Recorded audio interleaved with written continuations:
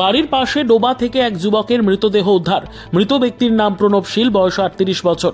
ঘটনা গর্জি পাথাছড়া হরিটিলা গ্রামে। জানা যায় প্রণব পেশায় দিনমজুর ছিলেন। এই গোটা বিষয় নিয়ে প্রণবের স্ত্রী মনিকা দাস শীল সংবাদ মাধ্যমকে জানান, শুক্রবার দুপুর 1টা নাগাদ বাড়ি থেকে মাছের ছিপ হাতে বের হয় প্রণব, কিন্তু সন্ধে হয়ে যাওয়ার পরেও প্রণব শীল বাড়ি ফিরে আসেনি। পরবর্তী সময়ে পরিবারের সকল সদস্যরা প্রণব শীলকে খুঁজতে বের হয়। বিকেল গড়িয়ে রাত হওয়ার পরেও তাকে খুঁজে পায়নি পরিবারের লোকজন।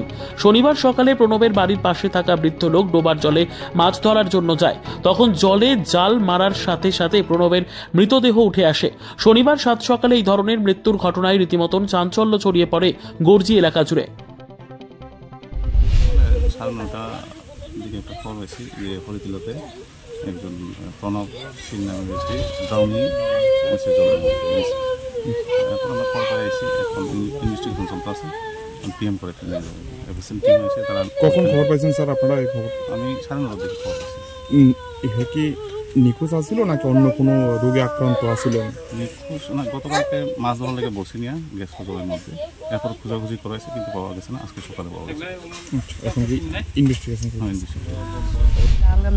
মতো আছে কি অনেক জায়গাতে কইটা জায়গা অনেক বসিলাই তো গিয়াতে বুঝতে পেরেছে দাদা আমরা তো আর কইতাই না স্যার টুকাইতেছি সন্ধ্যা হয়ে গেছে আর টুকাইতেছি টুকাই আনো টুকাই খাই না ভাই না ফুলও টুকা আমিও টুকাই শাশুড়িও টুকা সবাই আমরা বাড়ির মানুষকে টুকাইতেছি। আজকে সকালে না গুগলে দেখে গিয়েছি নিচে যায় বসছে দিয়ে কটার সময় পাইছে? তো পাইছে কয়টা বাজবে সময় 9টা 9:30 বাজলো আজকে সকালে। এবার থেকে বসি দিকে আমি তো বসিয়ে না জামটা দেখতেছি এটা জাল মারছে জনমিতে জাল মারলে জাল উঠছে। আমার মনিকা দাস শীল।